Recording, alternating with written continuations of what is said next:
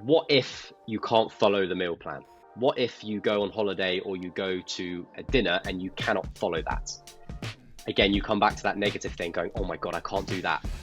Whereas what I feel like a lot of coaches do is in their head, they have a method that they know works for themselves or ex-clients. So therefore this should work for this client. And if it doesn't work, they keep trying to raise the motivation. If it doesn't work, you need to change it. Clients are trying to untangle a habit of snacking. Well, I just say, well, can we remove the prompt? Okay, I set a reminder on my phone or my laptop, okay, at 10 a.m. But what if I'm not in my flat at 10 a.m? We then turn those into what we call sort of recipes. Like we find the prompt, okay, what is it that's going to remind you to do this weekly plan or whatever? What's super tiny, like all you need to do is just open up your book, and then what's going to help reinforce that positive behaviors? Like social media, people absorb, oh, I'd be going to the gym 3 times a week, I should be walking 10,000 steps, I should be sleeping 8 hours a night, I should be drinking 3 liters of water. There's a big difference between do I genuinely want to do this, or is it should? So that's actually starting to understand why they failed for the last 2 decades.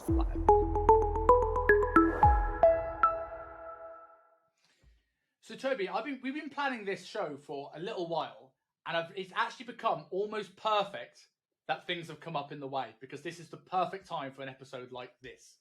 So for people who don't know you and what you do with your clients, tell me about who you are and why your business is a little bit different to most online coaches.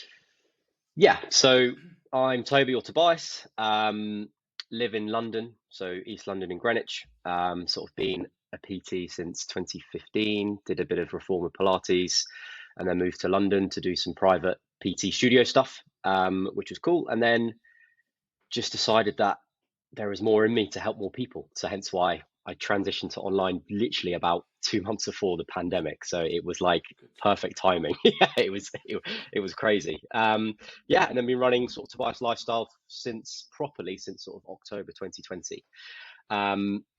And what makes me different is I'm a huge expert and a huge passion for sort of the behavior science around habits. And for example, you've got Mary who can't form an exercise routine versus Jane who can. Now, actually, like, why is the difference in that? Rather than what a lot of people do is well, in their head, their dialogue is, oh, this lady's got more motivation than I have, or I'm just lazy. All those negative or very, very, very negative subconsciously, those thought processes. And I know the learnings of actually why was she able to form that habit or that routine, that behavior, and why she wasn't. So that's what I've sort of done lots of work on, and that's how I've based my whole coaching systems, is how do I teach these people who aren't in the fitness industry, who aren't athletes, but we have to treat them differently. These guys or the girls haven't been training for 6, 7, 8 years, so we have to treat them differently. They've got families, they've got full-time jobs. So how can I teach, or how can we, now I've got an extra coach, how can we teach these people who are desperate for change? How can we teach them how to introduce new behaviors that are aligned with their health and fitness goals, that don't require loads of time, loads of motivation, and just these new behaviors become habitual. So things that happen under the radar that all add up to feeling mentally great. It might take longer, but people are obviously wanting to change their life for the long term rather than a 8-week sort of transformation. So, like, before we get into sort of the actual definition of the habit and how do we actually look to improve people's habits and adherence, that must be one of the biggest things that is important for a lot of coaches, getting an initial buy-in with their clients. And a lot of that comes from having this very, very clear plan in place, having, that initial, like, big drop in weight and things like this. This obviously would probably, I assume, doesn't happen quite to the same extent with the way you have your business. How do you and your coach improve buy-in with your clients into a more slow and steady approach? How do you get people truly invested in taking their time? Yeah, so we sort of say, I say to my coach and even myself, like within the first 6 weeks, we want to see some sort of win. So like how to quantify that, whether that is a drop in a bit of weight just because they're moving more, whether it's just they've become more confident in their own skill when it comes to exercise, whether they've made more changes, tiny changes with their nutrition that they feel are easy to do and they just feel more full, energized. So for me and for us, there's a lot more ways to quantify wins. Whereas obviously a transformation coach would be to, see the scale down or measurements as soon as possible. So for us, it's, people aren't desperate to see drops in weight as soon as they can, because like I said, they would go to a transformation coach if they wanted a serious amount of weight loss as soon as possible. So I feel like people come to us knowing it's going to take a little bit longer. But actually what I found, it's actually the learning aspect of actually starting to understand why they failed for the last 2 decades, like a decade, because people always like to know the answer to things, and we don't like knowing why we keep failing. And this is why people blame themselves. They're just like, I don't know why I can't stick to this diet, or I don't know why I can't keep going to the gym after 6 weeks. So the only thing that we can do is blame ourselves, going, it's me, I'm lazy, what's wrong with me, blah blah blah. So that's the only outcome and conclusion people can get to. Whereas I'm here to go, actually, whoa, whoa, whoa, this is not your fault. This is literally a behavior design issue. And the way that you've gone about this, again, not your fault. You haven't been taught this. So then people actually, I think people start to really enjoy learning about why they failed, and they can see how they can overcome that with like the teachings that we do. So Yeah. it's a bit of, it's a bit of both. We try to get some early wins, just obviously people want change, but also actually it's sort of unlocking this box in people's heads just to go, oh my God, like the amount of light bulb moments we have with new clients are like, that makes so much sense. I think it's those moments that really get people to buy in. Do you feel with the initial wins that the type of win matters in terms of how much buy-in you get? Because you mentioned there things like feeling better and like feeling more full or more energized. Well, all those are great things, and sometimes they are really valuable bits of feedback.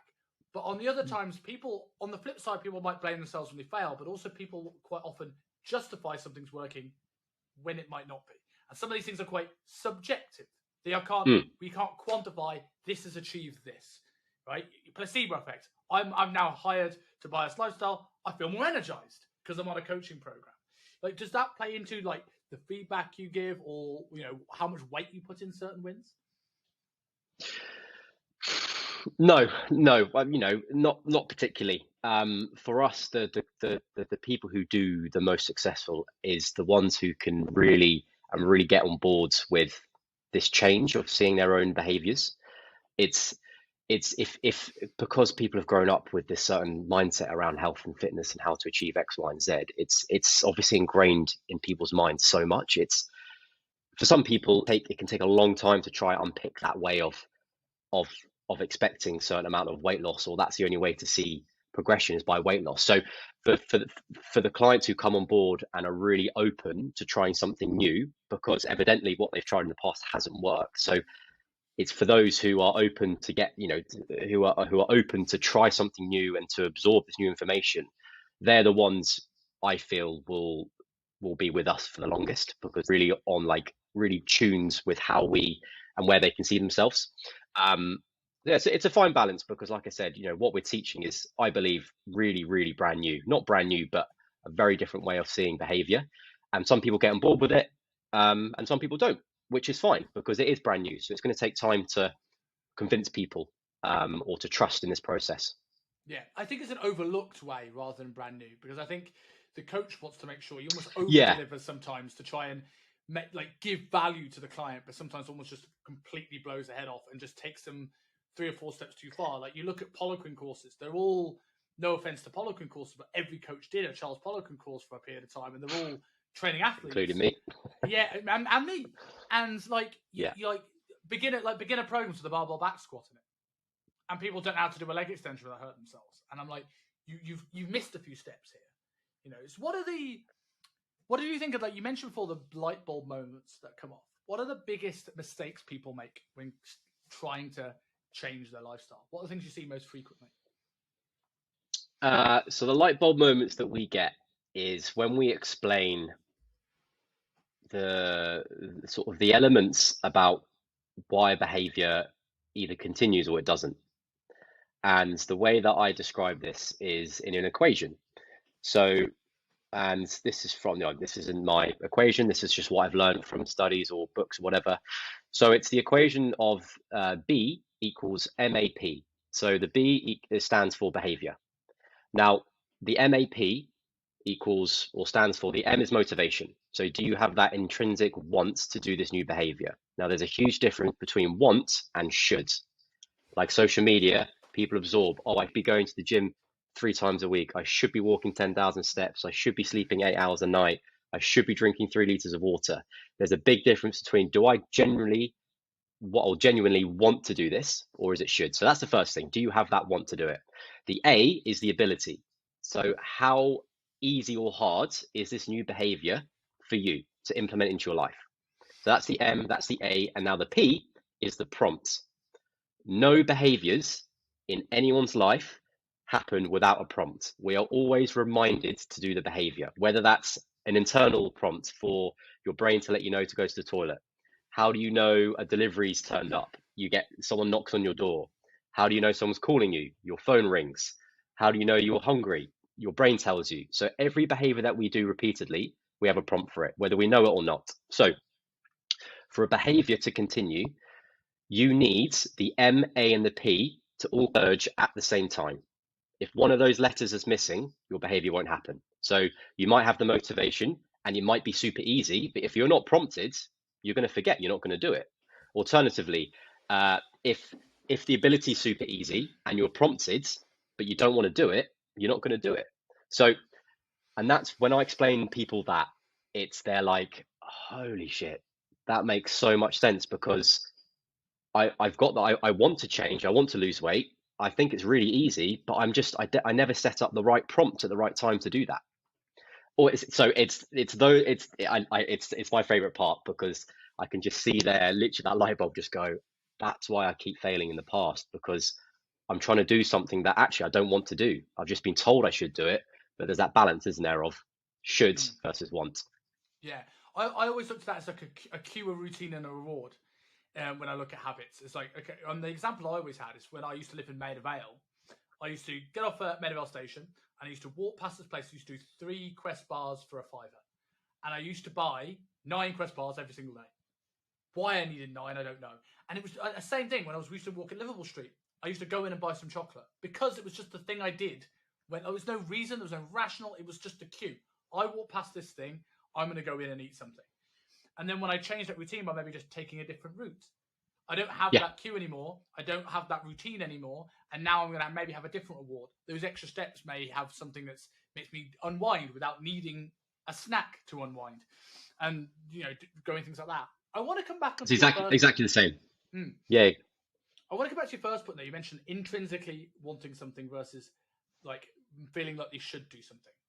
In today's world where we're so bombarded with so much stuff, that's not always easy to distinguish. How do you help people distinguish that? Because they might really think they want it, but actually it's still a bit of a should.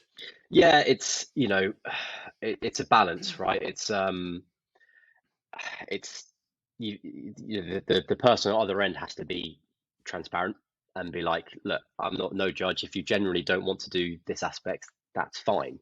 But with a lot of cases, it's trial and error, isn't it? It's you try something. If it doesn't work, you maybe try it again. Doesn't work, scrap it. Whereas what I feel like a lot of coaches do is in their head, they have a method that they know works for themselves or ex-clients. So therefore this should work for this client. And if it doesn't work, they keep trying to raise the motivation. Oh, you can do this. Let's keep going. Whereas actually you need to, if it doesn't work, you need to change it.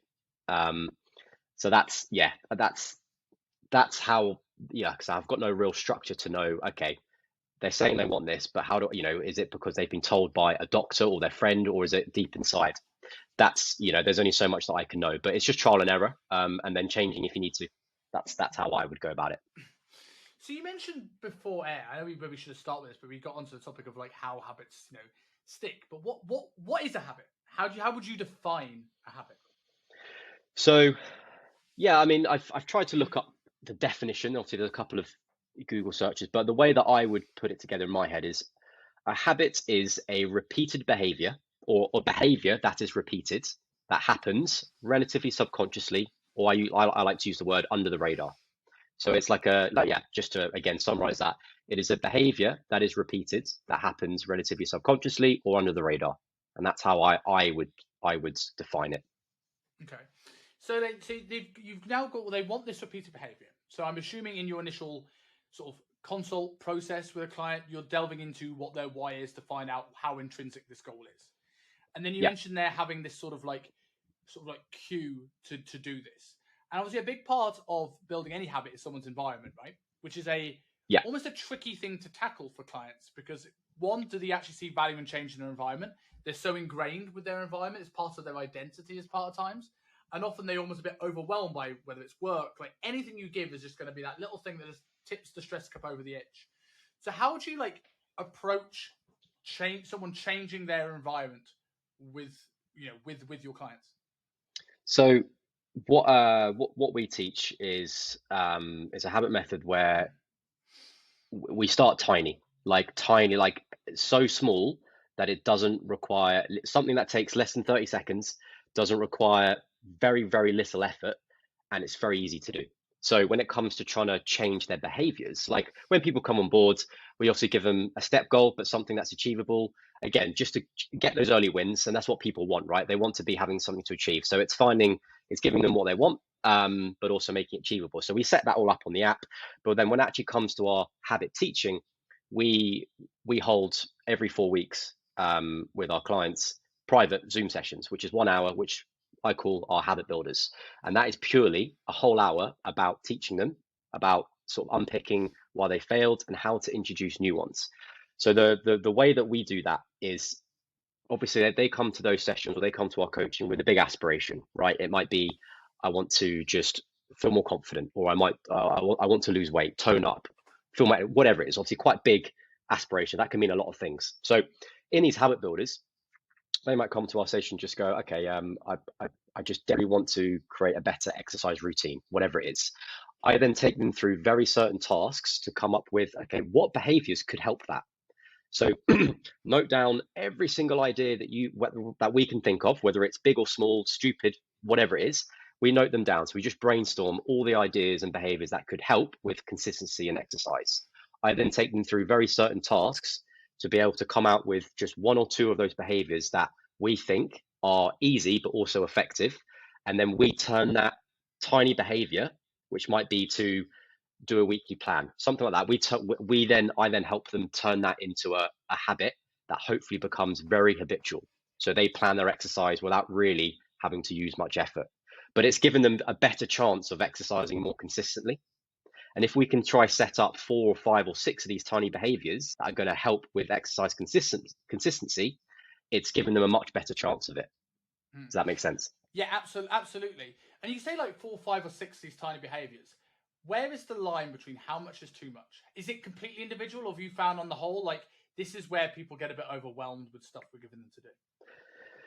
Yeah, so we generally say, so we create when we get to choose like a big aspiration, and the end result is going, okay, we're going to try these 2 behaviors that you think are going to help with exercise consistency. We then turn those into what we call sort of recipes. Like we find the prompt, okay, what is it that's going to remind you to do this weekly plan or whatever? What's super tiny, like all you need to do is just open up your book, and then what's going to help reinforce that positive behavior. And we say to people, we don't want to try practice more than 3 of those at one time. Okay. So I might say to you, hey, we're gonna create 2 of these recipes. Go away, try implement it, but don't take on 5 recipes at once. We just say maximum of 3. One or 2 might fail, 1 might be successful. Cool, let's learn from that. And then the next habit builder, they'll come saying, nope, I think I've really increased or improved my exercise consistency this month. I want to try work on my water intake. So it's up to them. I put the responsibility on them to come to us saying, what do you want to work with? Or what do you want to work on? Rather than us going, hey, I think you should be doing this. Again, that's that difference between what do they want versus what they should be doing. There's a couple of things I want to come back to in this, but you obviously mentioned the prompt there being really, really important. That's almost that first step to actually remembering to do something.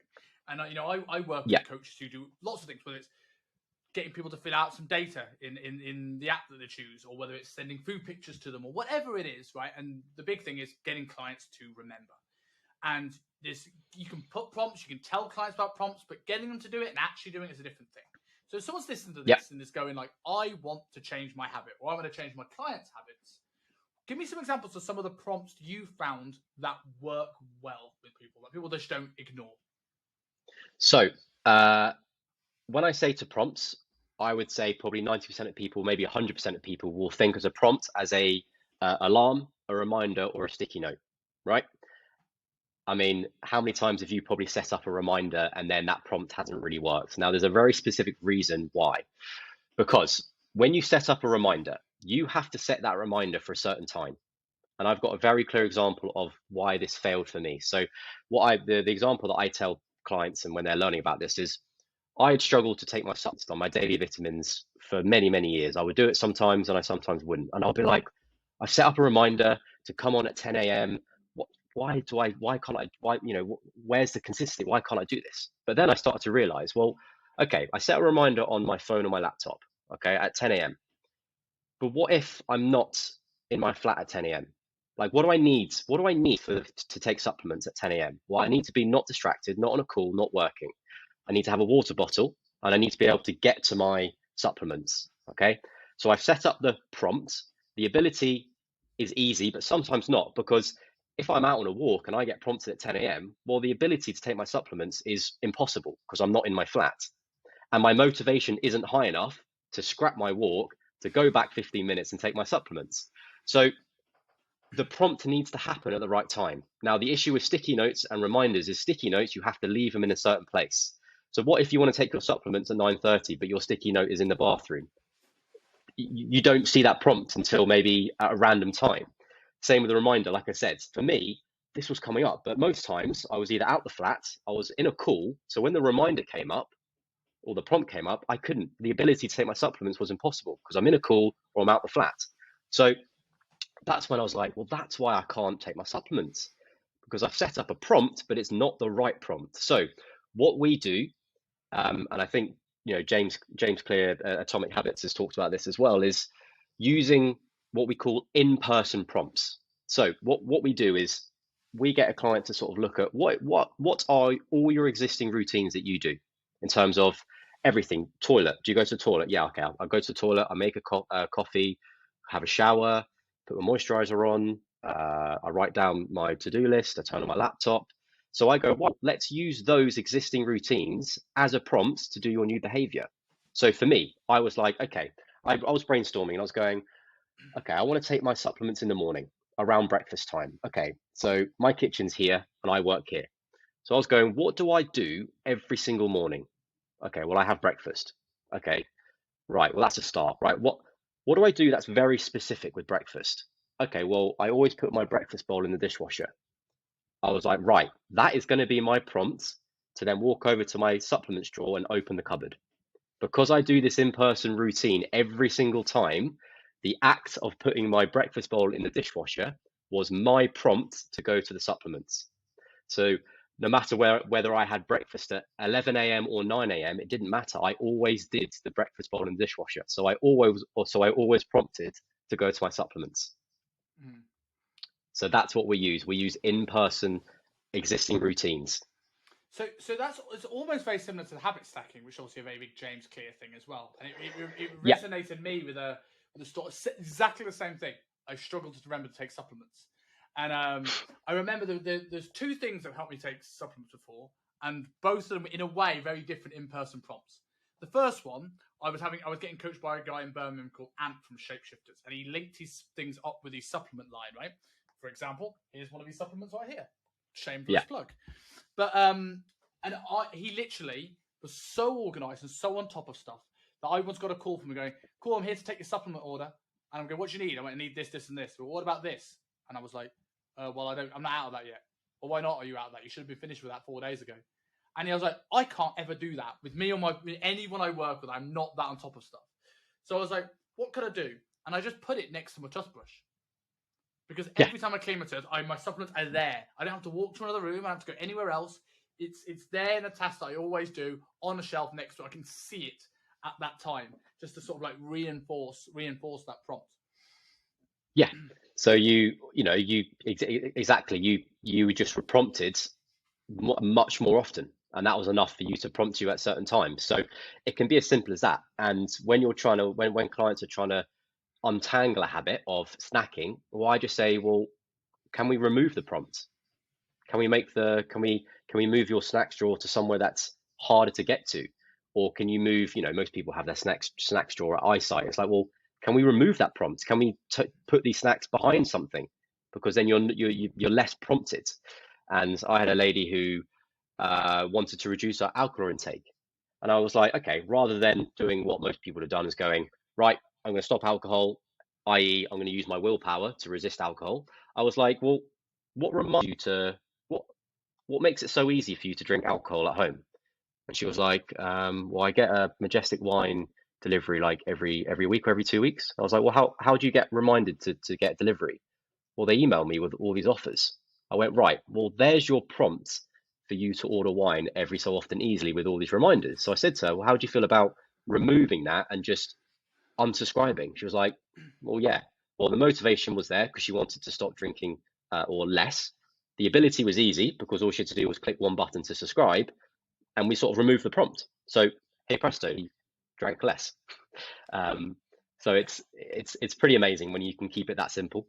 I love that. Everyone thinks about how to build habits, but almost not how to break down existing habits that aren't working for you. I think that's really, really interesting. And like when you're looking at like I've lost my train of thought. That was so good. But yeah, like I mean, like, is there anything else you do? Like, because you said there about looking at building habits.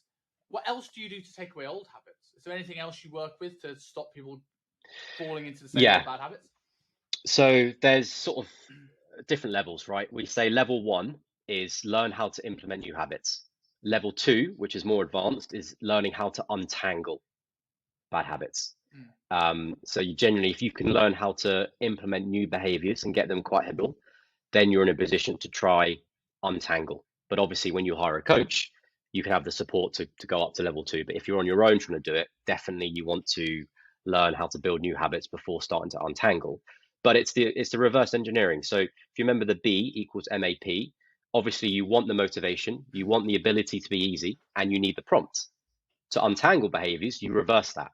Can you remove the prompts? Can you ignore the prompts? Yes or no? If you can't, how do I make the behavior that I'm trying to untangle or stop harder? So again, moving something to a much harder place. Like I had a chap who was trying to reduce his smoking. He got back into that bad habits. And I was like, well, where do you keep your cigarettes? And he was like, well, my coat pocket. I was like, and then he bought a whole stack from abroad. And I was like, where do you keep those? Or in the cupboard? I went, how do you feel about moving your stack of cigarettes to the loft? And I was like, would that make it harder? He was like, that would make it a lot harder. So he moved them up there. And obviously, sometimes when he got reminded, he was like, I can't be asked to go to the loft. So you make it harder to do. And then your last resort is how do you demotivate to do this behavior? So that's the last resort. You don't want, you don't want to be setting up things on your fridge to remind you how fat you were. Do you know what I mean? It's not the most positive way. So you want to try do the prompts, the ability, and then the last resort is can I demotivate myself to do this behavior? So you just reverse engineer it. You say that's the last resort, but it's also where most coaches go to first, right? It's like I'm trying to tell you why all this thing's I bad. Your fast food is bad. It's going to make you fat. It's going to make you lethargic. Why are you doing that? And no one likes to be sort of told what to do and told why their behavior sucks. And like there, it's sort of like, look, let's put this in a position where you almost change your habit without even thinking of it. It's like when I talk about when people are eating out, and I like general rules that most coaches will do, but the way I often talk about like have some whatever you have some form of protein in your meal and something green in it, and eat those first. And that's different from don't have chips. It's like if you do those two things, you can order the chips, but that's the difference between having 2 or 3 chips and feeling satisfied, than having 3 bowls of chips. And at no point have you gone, oh man, why are you not eating chips? Simon says I can't eat chips. Totally different mindset, and totally like you're not as motivated to continue. No, and a huge difference between adding something into people's lives versus removing it. And the quote that I've learned from different scientists and books and studies is probably my favorite quote, right? Is people change by feeling good and not by feeling bad.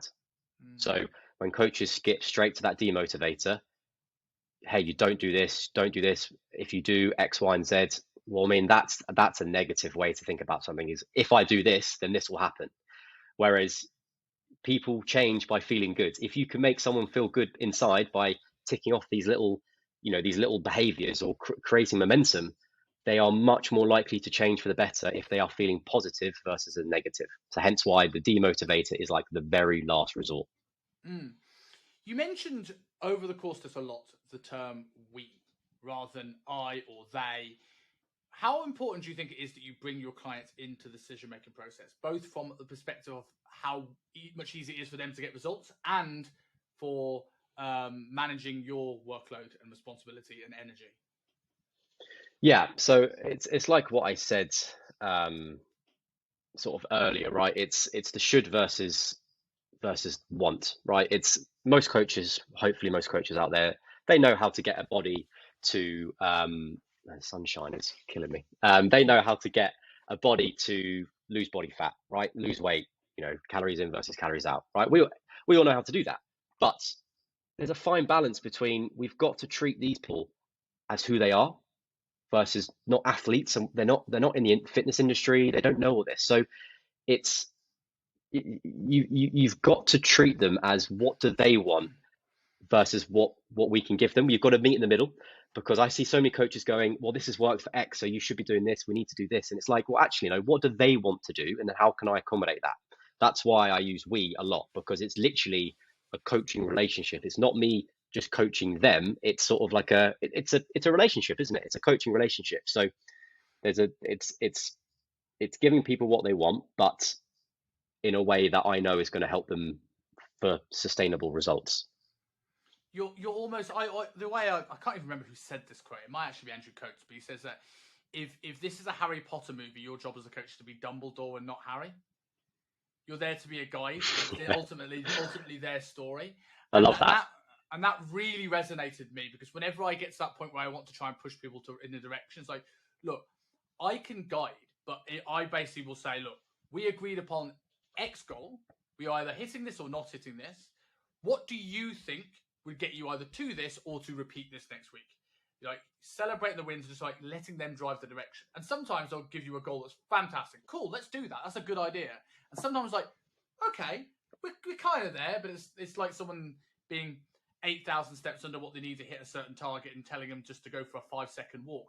Sometimes like, cool, but how about we add this onto this? And it's still them. They're still approving everything that you do. And obviously, I'm coming this from the transformation background rather than breaking it down to those small chunks. But I think it's something a lot of coaches almost miss out on an easy win just by almost asking the question, is this something you want to do?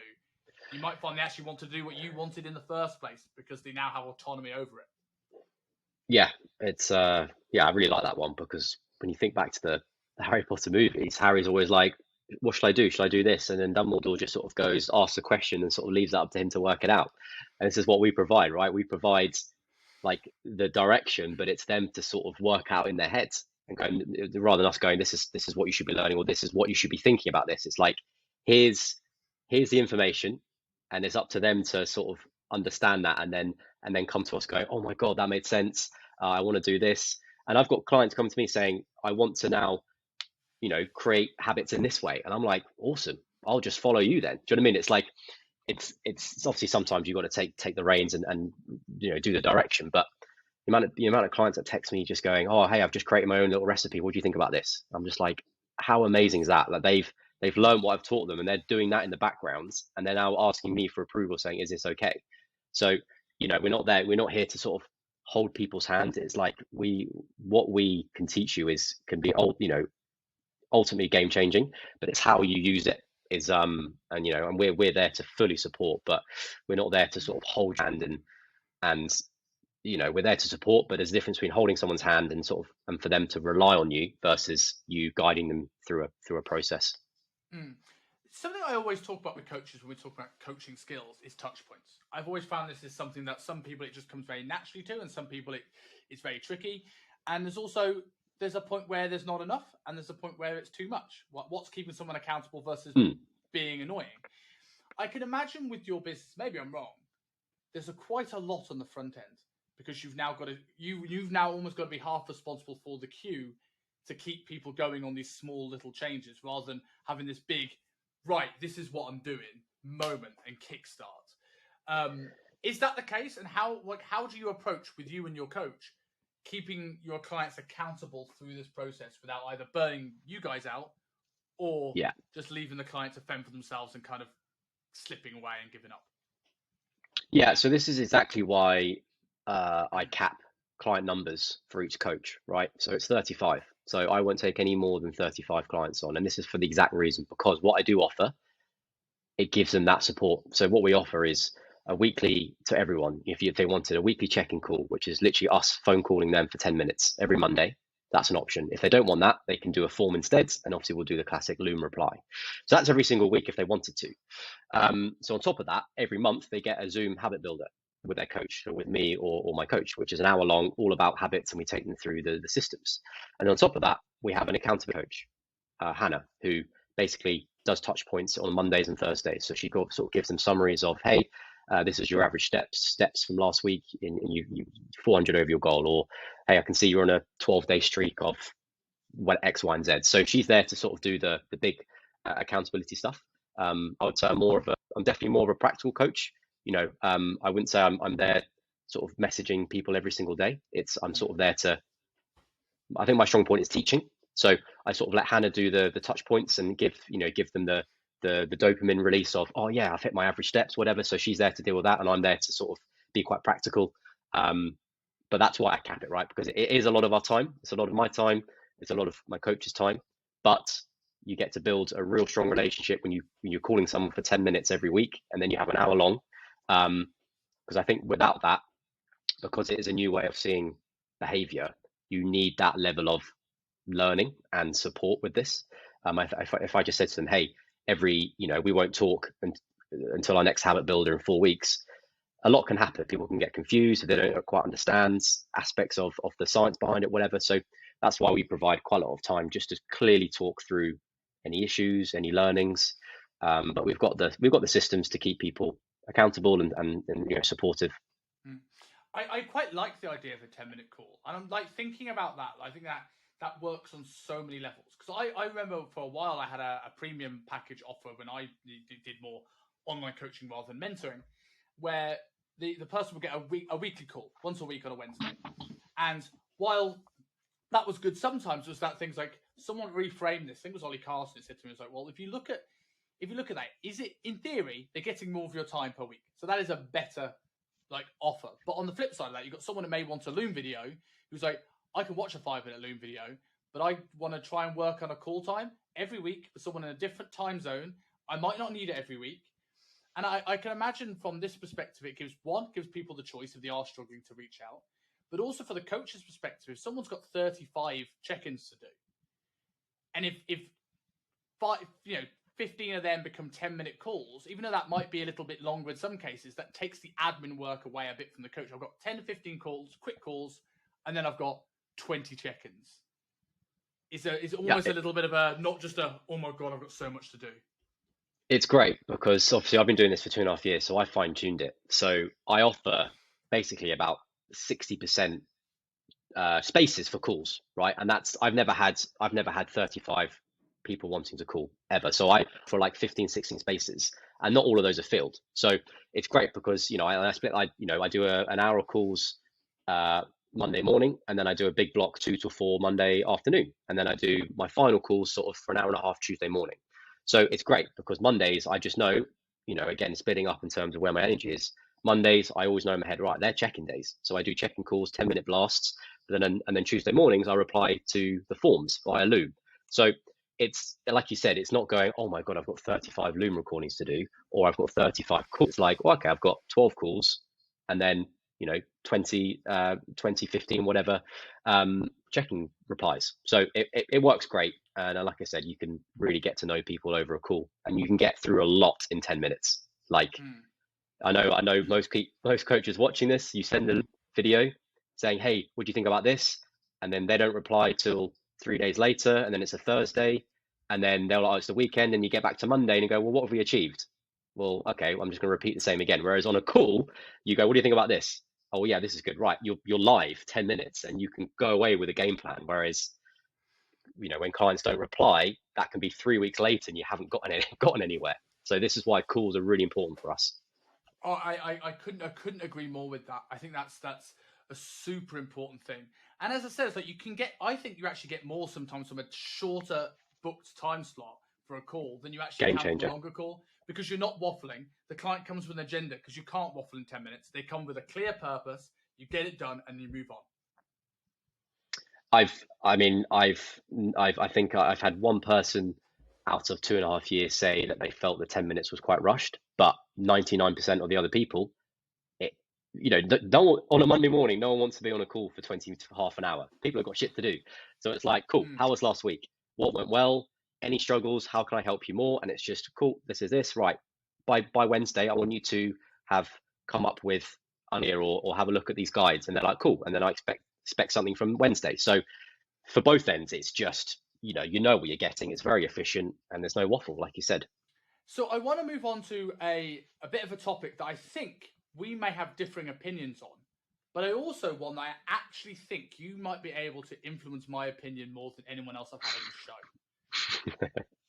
the show. Meal plans. What are your thoughts? I'm a no for meal plans. See, I'm a yes, so I want to hear this. So it's a bit of a first thing I would say is it's a bit of a dodgy answer, but it's personality type, right? Hmm. Some people will just want to just take the thinking out of it and just tell me what to do. But because of my message, I don't get those people. Hmm. That makes sense. But transformation people, I'm sure, go right. I want to get ripped. Just tell me what to do and I'll do it. So it's a very different mindset. So I'm not necessarily against them. I'm just against them for people who want long-term goals Okay. or like sustainable long-term changes. If that makes sense. Hmm. But the reason why I'm sort of against them for me is because, again, if you come back to definitely out of that equation, MAP, the ability, right? Now, under the A subcategories, you have, what we call it is the ability chain. And there are 5 links to the ability chain. Again, if one of them break, the habit's not going to happen. So you've got time. How long does something take to do? Money, how much does it cost? Physical effort, how much energy is needed? Mental capacity, so how much do you have to think about something or work something out? And the other one is, does it conflict with existing routines? So for me, meal plans, it's what if you can't follow the meal plan? What if you go on holiday or you go to a dinner and you cannot follow that? Hmm. Again, you come back to that negative thing going, oh my God, I can't do that.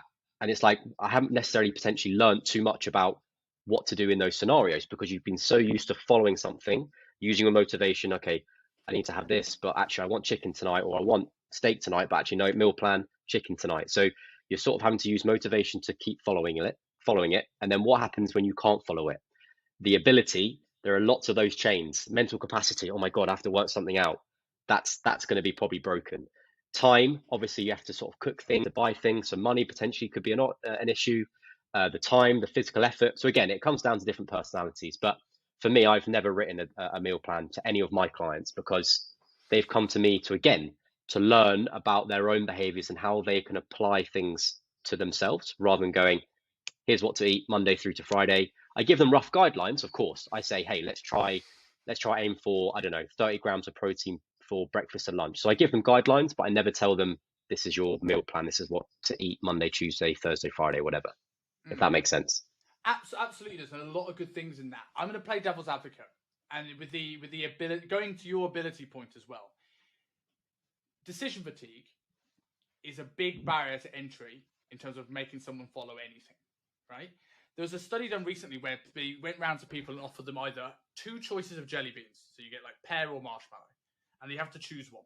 When they asked the people afterwards were they happy with their choice, all of them said yes. They did it to another group here with 50 options of marshmallow flavor. All of them weren't happy with their choice because there was just too much. They were overwhelmed by it. And this is the reason why I think, like, people say meal plans don't teach you anything. So I'll use your example of what happens when you can't follow it, which is like totally fair. And that's something that I think every coach comes into a problem with at some point where they have to work out with their client what to have when they eat out. But what happens when someone says, I'm going to give you this many numbers, go, or even 30 grams of protein per meal? Because 30 grams of protein per meal, that's talking a trainer, right? That is like assuming someone understands what 30 grams of protein is. Do they have that ability? And also, they may not have any structure to meals. They may not know what's a good for food volume. It's almost just saying, like, here's every food in the world, choose. As opposed to going, right, let's start with this small pool of foods, get really good at it, foods that you like. I don't believe in meal plans that are just completely generic, here you go. Like, we build with you. So if you something where you go, we know you like this day. Let's have a couple of options. Let's get good at that, understand what's in these things, and then we'll add another one. And then we'll add another group of foods. As opposed to sort of just opening to every food in the world and just hope. Because I find a lot of coaches struggle with clients because tracking, well, not even, I know you don't necessarily track, but there's such a margin for error when it comes to any form of calorie control. I'm not going to say calorie counting, but calorie control, where they're wanting to lose weight and they're eating the guidelines, but they're covering it with 1,000 calories worth of bolognese sauce a day. Like, where do you work with those clients with low food awareness? Yeah, so to come back to sort of the meal plans, I 100% there is an absolute benefit when it comes to, I think there's definitely a balance, like flexibility. Like, I think most coaches will say telling someone what to eat and you have to eat this certain amount, blah blah blah. But actually, if you give a couple of options, saying, hey, like I say to people, I've got loads of guides, like breakfast guides, snacks guides, is different proteins that you can choose from. So I think if you offer those, like I say to people, hey, I want you to choose out of my breakfast guides 2 or 3 options that you can go to that are around this sort of amount of protein, this amount of calories, and people like, again, you take away that fatigue. So I think if you can offer options, I think it could be really game. Obviously you can learn a lot from it, but in my head, I've always thought of meal plans as this is what to eat for lunch and for dinner. But it sounds like you probably it sounds like you do the more flexible of going, here's an options of foods, and that you like, you can choose between you can choose between 1, 2, or 3. It doesn't matter. So I definitely think there's loads of benefits for the flexible dieting or meal plans, or however you want to call it. There's a balancing act. There's a balancing act with that, because it's also like always. I went through a while of like building meal plans with the client, where like, what do you like, and let's make this with you, like on a call, on the start. And while I would still always do that, I've almost gone back to the whole, any white meat, any red meat, any carbohydrate source, because even though you can build this great thing on day one that they really, really like, but then like we can't assume that people know alternatives. You can give them a swaps document that they'll never read, right? And you go, well, I haven't got chicken in. What do? They don't think turkey. They don't think pork. They think McDonald's on delivery. Like it's one extreme to the next. And I think having that sort of like, cool, here's a variety. They're all going to be in the same sort of bracket, but like, don't panic. Right? One of this sort of thing is probably going to be a better option. And that's something I've changed my mind on, even recently, of almost being more generic, because actually just takes away that all or nothing. If I can't do this, then what? Yeah, 100% agree. Like I said, it's giving people just a couple of options that they like, and then again, it just gives them the control again, rather than going, you can only have this. Do you know what I mean? It's so yeah. I'm probably not go back on my answer, but I wouldn't say I'm not 100% against meal plans, but it depends what you define meal plan, right? Yes. It's strict meal plans I'm obviously against, but what we've talked about now of giving options and giving them the control, I think I'm all for that, because I do that. But not in a way that's on a Google sheet saying, it's just like, here's some guides, go in and have a look and whatever. So it's probably a little bit more casual than maybe how you run it. Do you still get people that have all or nothing mentalities?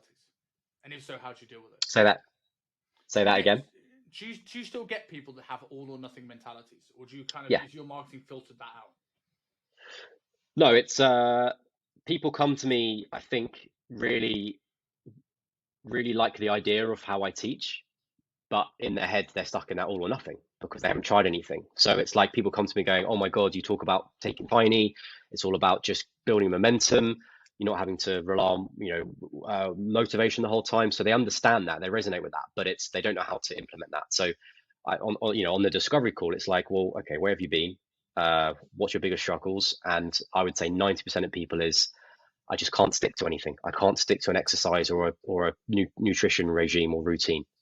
Honestly, if I had to put it under a category, 90% of people just can't do that. And that obviously that then goes into different forms. But if you had to summarize it, people just cannot stick to a exercise or a nutritional or health and fitness routines for longer than X, Y, 6 months, 2 weeks. So it's then it's then teaching them why haven't they been able to do that?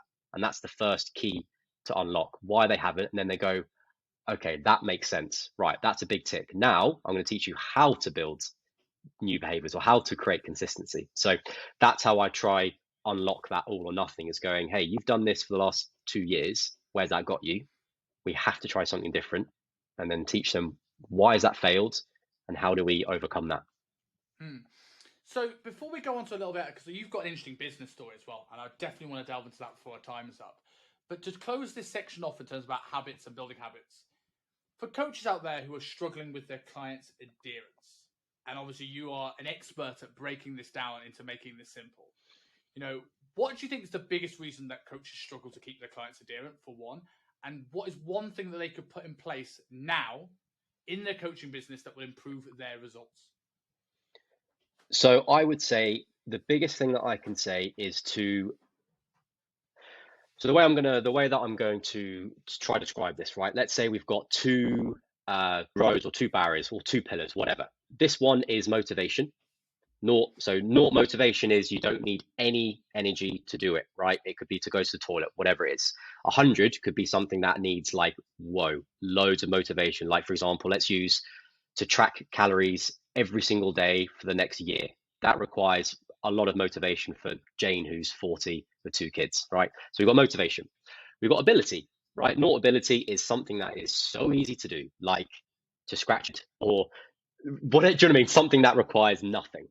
And then you've got high ability, so something that requires, again, really, really tough. Again, let's use tracking calories for every single meal for the next year. That's a pretty hard ability if you're going out for dinner, you're going on holiday. So let's use those two pillars, right? What most coaches do with their clients is they set the ability. Let's use, okay, I want you to track your calories every day, right? For most people, ability-wise, who's Gen Pop, that's pretty high. I would say like 70, 80 out of 100 ability. Pretty tough thing to do. So the ability's set, right? And that doesn't change. Whereas what most coaches do is they always try change the motivation. So the client's motivation will do this. When they first start, it's going to be higher. Cool, they track. What if it drops? Okay, this coach goes, right, come on, you've got this. Remember why you came to me? You want to create here, right? Motivation back up. Okay, that happens for a couple of weeks, it goes back down. So coaches always try change the motivation, but they never, ever, well, they might do, but not that I see of. They never change the ability. So, and the example that I like to use is Couch to 5K, right? Couch to 5K, it starts small, okay? So ability goes from maybe 0 to 10. You've got to walk 1 kilometer. Okay, motivation isn't that needed. Next week, 2 kilometers. 3 weeks time, 4 kilometers. So the ability gets harder, harder, and harder. Hence, the motivation needs to get higher and higher. But for most people, when it gets to 4K, whatever, their motivation stops and they have this gap. Hence why they don't complete Couch to 5K. So what I would say to coaches out there is, rather than always trying to motivate your clients, can you change the ability? Why not just scale it back? So rather than say to clients, okay, I want you to track every day. Why don't you say, okay, whilst you're in work mode, why don't we track for 3 days, even 1 day, and let's nail that 1 day. Because yes, you might be taking a step back in terms of results, but if you remember that quote I said, people change by feeling good, not by feeling bad. So if they can start to get used to completing things every week, they're going to start feeling good versus, okay, my expectation is to track 7 days a week and I only did 5. In their head, that's a failure because they haven't hit your expectations. So I guess the moral of the story is, rather than always trying to manipulate their motivation, which is going to fluctuate, why don't you have a look at the ability and maybe just make it easier for your clients, and they'll start feeling more positive. And that's what I would say. Yeah, I suppose you can reframe that. You might take a step back in terms of results, because if your client crash and burns halfway through and never sees the result through, you've actually made the results quicker or slower or non-existent. Whereas if you help people start slower, they might actually get there. Yeah, and what I've really found is actually when people come to me saying, "Oh, I want to be here, I want to, fit into a size 8," and then, but actually, when you get them starting feeling good by, "Oh my God, I'm on a 12-day streak of just hitting 4,000 steps," they actually forget about the result a lot of the time. because they get so obsessed with, oh my God, I'm actually completing things. I'm gaining momentum. Like, oh my God, look, I'm on a 15-day streak. Like I've got 3 clients who are on a 171-day streak of doing 15 bodyweight exercises a day, 15 reps, sorry, 15 reps of squats or push-ups. They're on 172. And how would that make you feel if you looked at your streak and it says 183 and I've done, it's either 10 push-ups or 5 squats. So in their head, it's like, even though that's not going to completely transform their legs or their upper body, but it's that feeling of going, oh my God, this is feeling good. I've been able to do 15 reps every single day for the last 170 days. So that's what I mean. If you reduce the ability but get them feeling, their motivation is going to probably stay higher. So yeah, hopefully that makes sense in terms of, trying to manipulate the ability rather than always the motivation. I absolutely love that. So going on to a little bit about the business, like, because I did a webinar Yeah. with you, I thought was really, really good. And almost in a way, it's interesting to say that your business has seemed to almost followed suit with your coaching practices, in that your coaching practice about slow and steady, and you then just told me at the start before we click record that the business is always just steadily growing, and it's almost like the habit builder approach. So run me through your growth from starting just before the pandemic to now. Give me an overview of how things have gone. Yeah, the pandemic was a strange time, right? Because I was probably about 3 or 4 months ahead of 95% of personal trainers out there, because I'd started thinking about it like 3 months before the pandemic, whereas everyone sort of just had to do it. So for me, the pandemic wasn't really a truth of business, right? I grew a silly amount very quickly because everyone was stuck at home, had to care about their health and fitness. So I went from like, I no clients to maybe 15, 20 earning 4.5, 3.5K very, very quickly. And I didn't really have to do it. I didn't have any marketing strategies. I didn't do anything. It was just people were so open to improve their health and fitness. So I just went like this. I was like, this is awesome. Business is, what do you mean, own business? What? People say it's hard. I was like, this is so easy.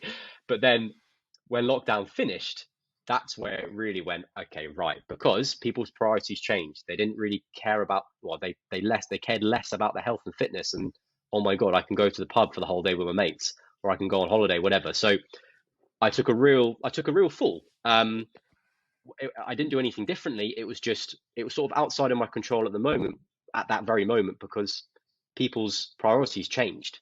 And maybe I could have seen it coming, but it's hard to see something coming before it happens, right? So that's when I had to really, obviously I was part of the OTE, and that's why I really had to, rethink things. Like my message didn't really change, but I just had to do things differently. It wasn't as easy as just hoping people came to me. I had to obviously do some, quite serious put a bit of a plan marketing wise, and do a couple more things to try, reach out to more people. And that's where I started to grow again. So yeah, my first part of business was a bit of a, it wasn't real a truthful time. It was a bit of a bit of a mask of proper business. Do you think you had a reverse sort of feeling of how the pandemic went to everybody else because of the habit building niche that you've got yourself in? Because I imagine, like, when you're at home, right, and you're miserable and you're bored and you've got nothing to do and you're worried and you're panicking, you just want something. Like, people knew they weren't going to be like hitting a bench press PB because they didn't have a bench press. They weren't going to be necessarily getting shredded and getting loads of results. They just wanted to do something to keep them healthy. Enter Tobias Lifestyle. So, oh my God, you're the answer to people's prayers. Do you feel that when the gyms opened up, now all of a sudden the people who are promoting the big transformation gyms have maybe more of an advantage at that time then, because it was like, well, I've got all those means at my disposal. Let's go.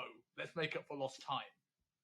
Yeah, I mean, people at home throughout the pandemic had time to think about their sleep and had time to think about their hygiene, when sleep routine and water and steps when they could. So people had more time to think about more aspects of their life. Whereas obviously when the pandemic stopped, people were like, let's hit the gym that I've been missed for the last 6 months. So yeah, it was a bit of a tough period. I hit a low, but turned it around sort of as of November 2021.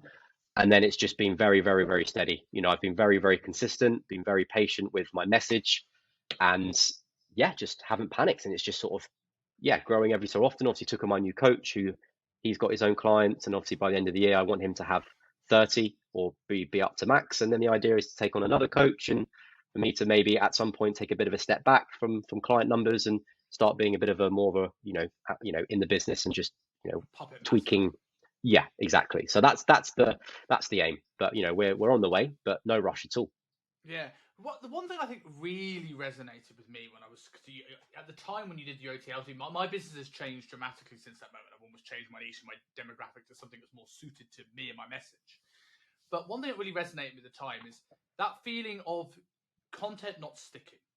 And I reckon this is something that many coaches have felt in their career, that they felt like that confusion where they get feedback that, man, your stuff's really good, but the engagement just isn't where it needs to be. Almost like you feel that you're like the best kept secret. And you mentioned this in your time where you kind of hit that 3K and then it was just like, I just wasn't going anywhere. And I remember you talking about that. And obviously I know what you did with this, but before we go into the answer that you found, like, how did that feel at that time when you were just sort of like, you were consistent, you were doing everything right, you were fine, but it just wasn't going to that next level? Because I'm so confident in what I teach, and I'm so confident that what we teach is the answer to many people's problems. I had no doubt that what I was putting out there was in my head the right stuff. So I just thought, message wise, just got to keep doing the same, but I just had to put more into reaching more people, whether that was just by going out and just talking to more people on Instagram or trying to work on referrals. I had to put more effort in on trying to reach more people. So message, I was confident, but I had to do more within speaking to people, asking where they are, just creating more connections and relationships via an app, right? That's basically where a lot of coaches, market on Instagram. So I had to put more effort in on reach and being proactive rather than letting people come to me, because people came to me throughout lockdown. Like I said, it was easy because they were like, I need to stay healthy. Whereas now the role reversal. It's now you have to actively go out and try, build relationships. So that was a pretty big turning point for me. So when you say like you wanted to improve your reach and get in front of more people, what were the big like things that if someone's listening to this and go, oh man, I feel in that position. How do people? Because it's a bit of a minefield, right? Put out content and hope an algorithm picks it up. You cannot bet on that. So what did you do to change your fortune? So you've got to leverage your clients. You've got to leverage your family. You've got to leverage your friends. So when you've got a big post going out that you might be looking for a certain amount of people or a giveaway, you have to leverage the people that you know, because we all know algorithms in the first 10, 15 minutes is the most important time of a post. So if you can get people just liking, sharing, commenting within the first 10 minutes, you'll go, you for a fact, you're going to be reaching more people versus if it was just no comments, nothing. So if you've got a big post going out that you want people to see, ask your family, comment on it, like on it, share it, friends, even if it doesn't mean they're going to buy from you, just get people engaging with your post within the first 10, 15 minutes. So cue people saying, hey, I've got a post coming out in 10 minutes. I'm going to send you a link. Could you mind just sharing it or commenting or just liking it? Same with your clients. You do a lot for your clients. So just say to them, hey, I don't ask this very often, but I would massively appreciate it if you shared this to your followers. And that can be a complete difference. That could be reaching 200 accounts versus 1,200. And I've seen that from the insights. So that was like a big thing. Leverage the people that you know, because they want to help you, right? If you do a good job, people want to help you. And the other thing is actively going out and obviously following people. So whether it's 20 new, finding the accounts that you think people hang out that you want to coach. So I coach quite a lot of actors now, I got a couple of actors in, and that's just sort of built out into more actors. So, I'm just trying to look around sort of the big accounts on theatres and stuff, and just see if those people are sort of hanging around and follow. If they follow back, you can just go, yeah, thanks for the follow, and then start building a bit of a relationship and just see where they're at. So it's actively going out and finding new followers rather than expecting followers, because in the first year of Instagram, people were following people, whereas 10 years later, no one actively goes to follow people that they don't trust, that isn't an influencer, right? You have to get your face in front of them for them to go, oh, this guy's interesting. So they're the main tips, I would say. I think it's what a lot of people don't know the niche quite enough. And I think this is partly the reason why I took a big change. Like I've been doing this for 12 years now, right? I've worked in multiple countries around the world, and I'm confident if you gave me Mary, mother of three, lawyer, I could get her in shape. But it's a total different thing too. I can get her in shape, then I can speak about her problems on Instagram. I feel that, oh my God, Simon's speaking to me. And for a while, I was like, you know what? I just can't, it's not the same. But what I can do is I can speak to coaches because I've Mm. mentored coaches, I've worked with coaches, I've hundreds of them over the years, thousands of them if you include sort of like the stuff I was doing, so like running education at big gyms. So all of a sudden now, being able to have that, like as you said, leverage those people can resonate more with the post. People understand it. I can do a better job of this, which is a huge thing. One thing I remember you mentioning before that was a big thing for you was micro influencers. So for people who don't know, what are they? And if they know, how do they go about thinking about working with a micro influencer? Yeah, so I mean, you don't have to put any specific guidelines. It's just if you know someone who has great engagement or a big following, it's just can you work with them in a partnership to get in front of their followers somehow. So whether it's coach them for 8 weeks or a couple of months, and you just have, you give them a bit of a discount or for free, whatever.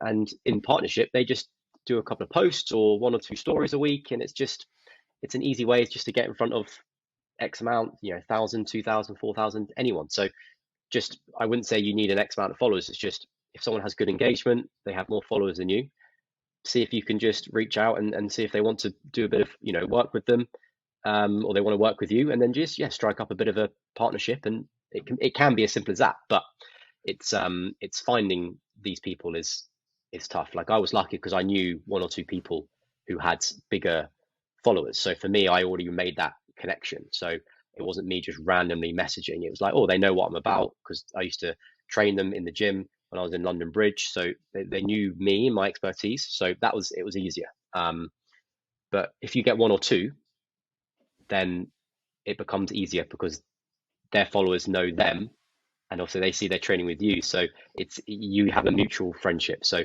it's just trying to reach out to one or two and do a good job, and then your life to strike up a deal with these micro influencers will be a lot easier. Do you think it's important to know your niche when approaching these influencers as well, right? Because I've had some bigger influential clients, let's say on Instagram, that they might not post or promote your stuff. They might be pretty private. So it's one, knowing their Instagram habits if they're willing to do it, especially if you're doing it for free. But also their audience has also got to be someone that might also resonate with your audience. You can put yourself in front of 10,000 people, but if it's 10,000 people that do not care about slow and steady lifestyle change, that's not going to help your business. Whereas Yeah, if you've got somebody who's maybe has a lot of health conscious people on their page, that's a lot of good eyes on you. yeah, it's hopefully common sense will come in going, actually, these guys, again, I wouldn't go to a sort of a UP page and promote what I do. UP's, you know, one of the best at getting people from A to B in a pretty quick time, right? So it wouldn't make sense for me to approach them going, hey, do you mind if I approach by talking about long-term tiny changes? It just doesn't make sense. So Yeah. like I said, I've got a couple of actors. So I now I've trained quite a few actors and performers. I know their difficulties and I know sort of the pressure that they're under to look a certain way. So I can sort of talk about that going, hey, I know what you deal with. So that helps definitely to connect with whoever you're trying to potentially do a partnership with. Mm. And I can imagine with actors as well, like they probably have done these big, intense transformations to get in shape for roles, and it's like, well, they need to stay in shape through that production, and then be ready for the Yeah. next one. And that's where someone like you, I suppose, will come in and have a huge benefit. Yeah, the thing with that side of from that industry is a lot of actors use their job for their exercise, right? Because they are so active on stage. Like it's a tough job. Like it's a lot of effort, a lot of energy. So it's when people actors stop their contract or they're in between shows, they're Yeah. like, oh my God, I can't exercise because they've been relying on their job to do that. So then they're like, oh, okay, I'll go to the gym. Hey presto, they don't do that for more than 3 weeks. So it's like, yeah, and then they just get into this whole cycle. I need to get back to where I was. So, I definitely help people with that sense of in between jobs, whatever, and they've had, they've used their job as exercise. It's like, oh, okay, it's okay. We can find ways to get exercise back into your routine. Yeah, so that industry it's interesting, but I've got a bit of experience with that now, which is great. So hopefully utilize that to maybe reach out to a couple more people in that industry. So one more question I've got to you about some of the things I learned from your webinar business. Before I want to do a couple of closing questions. A lot of people talk about VAs now and how important they are to help, say, get in front of more people, do those follows, get into your DMs. But I feel that a lot of people use them too soon, and I have been very guilty of that in the past. At what stage in your business do you think a VA is an important thing, and how do you train them well to be effective? So there's no point getting a VA if you don't know what you need to teach them, right? It's like what I've experienced when people outsource early, like a website, right? But then what happens if something goes wrong with the website? Well, you don't know how to do that, so you then have to wait for someone else to fix it, right? So you need to do the systems yourself, learn how to DM people, knowing what message sequence works well, X, Y, and Z. So you need to learn that at the back hand for you to be able to teach your VA what you want, right? So it's if you get a VA too early, you'll be teaching them something like, I've just heard to do this, whatever. And then they'll be like, well, okay. But then if it's not working well, you don't know how to fix that. So you need to become a master at the arts and the crafts before you hire a VA. That's the if you're confident with, oh, I know exactly what works well, I'm at maybe capacity, or I don't enjoy this side and I much rather do design, whatever. You need to take a step back and go, okay, what can I outsource? What's easy and what can I outsource? Hence the VA comes in.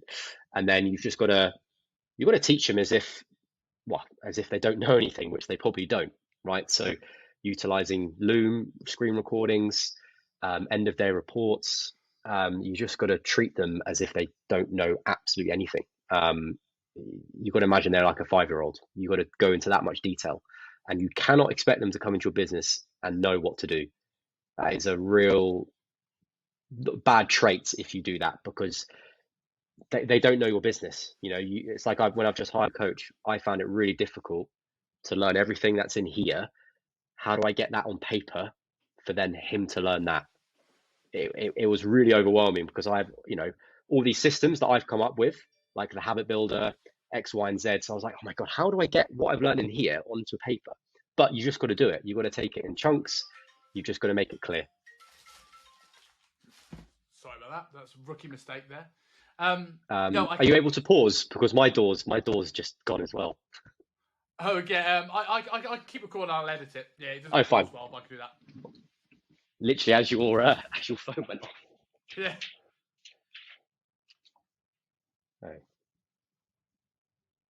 Right, it's not there anymore. So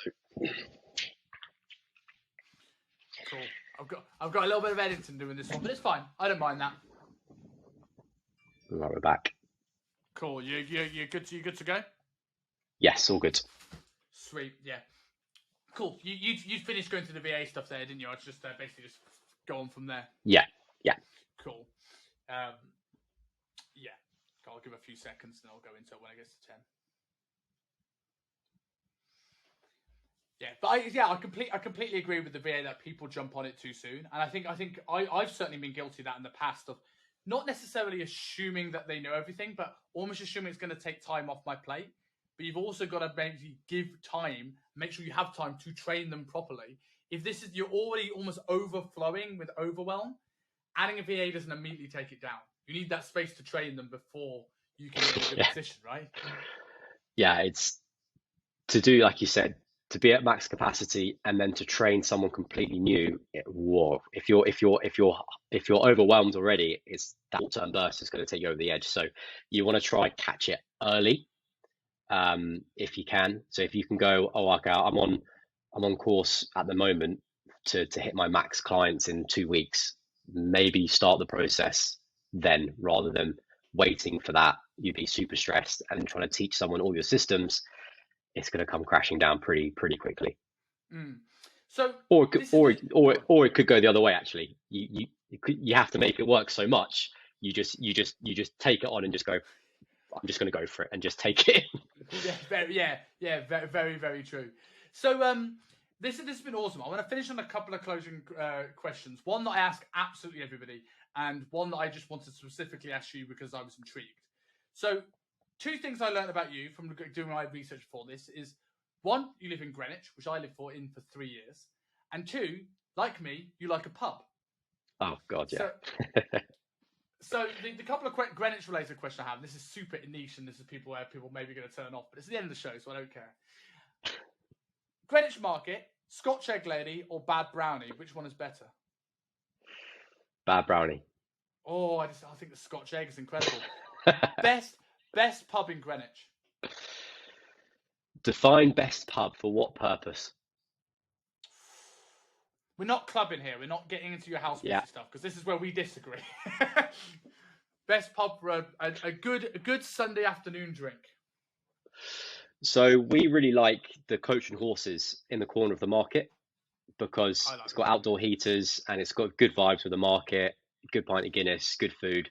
So we like that if you want a bit of a bit of atmosphere. We also really like the Plume of Feathers, which is very hidden away. It's like behind, I don't want to say it because I don't want people to go, but yeah, it's very close to this. It's close to the park, but hidden away, and it's like super old school, fire, good pint of Guinness, very old school. Absolutely love it there. Because a good pint of Guinness is your game changer. I'm a sucker for a pint of Guinness. Well, I moved back to the UK in June. I am going to hook, reach out to you to find out where this pub is, because I didn't know it existed, and I thought I went to them all. So no. So I'll give me a shout. Hook you up for a Guinness for there. My favourite was always, oh my god, I can't even remember the name of it now. You're going towards the park. You got the one on the corner by the park entrance, and then you've got the one a little bit down with the beer garden, all the board games. And I can't remember what it's called. So the one on the corner is the Greenwich Tavern. It's not like a Richard or something, is it? Yes, I think it is. Yeah. That's my favourite. I think it's like Richard I can't remember. Yeah, I've been there once, but that is cool. That one, real big outdoor bit, isn't it? So my closing question I ask everybody: tell me something you have changed your mind on.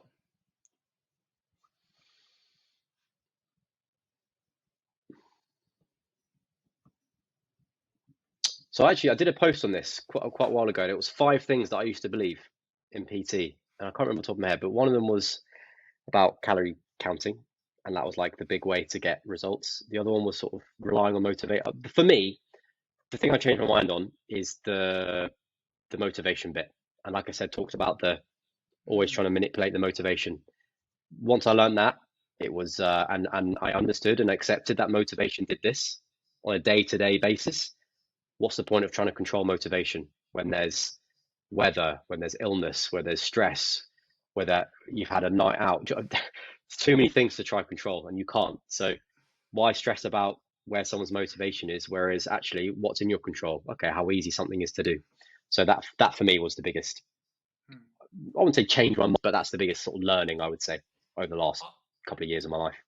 I love that. And what I also love that is that you've actually taken it one step further to find out how do I actually make a difference to this. Because I think most coaches are now coming round to the way of thinking that motivation is a bit rubbish, but it's now discipline.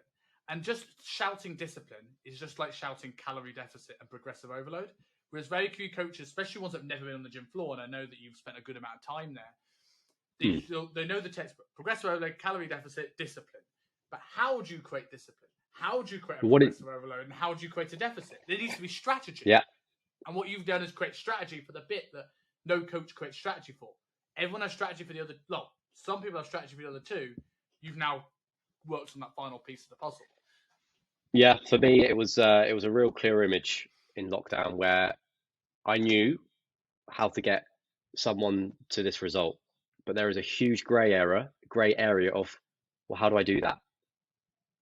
And for me, I was like, I don't know how to do that, apart from telling them to be disciplined and telling them what to do and getting like, there was just this huge grey area of like, I have no strategy on how to get someone to do this that I want them to do, or that they know they should be doing. It was just like this massive area, and I was like, and then that was it. That was the game changer for me. And here I am now, sort of really filling up that grey area of knowing how to get someone to do something. So just a tiny mini bonus question, but if someone wanted to learn more about this to help with their own clients, is James Clear Atomic Habits the way to go, or would there be another first recommendation? Yeah, so he does summarize it really well, but the way I got most of my learnings was he's got all his citations at the back. So you've got God knows how many articles and published studies. So if you wanted to find out more, just yeah, you're going to need to invest some time, and just if you are truly passionate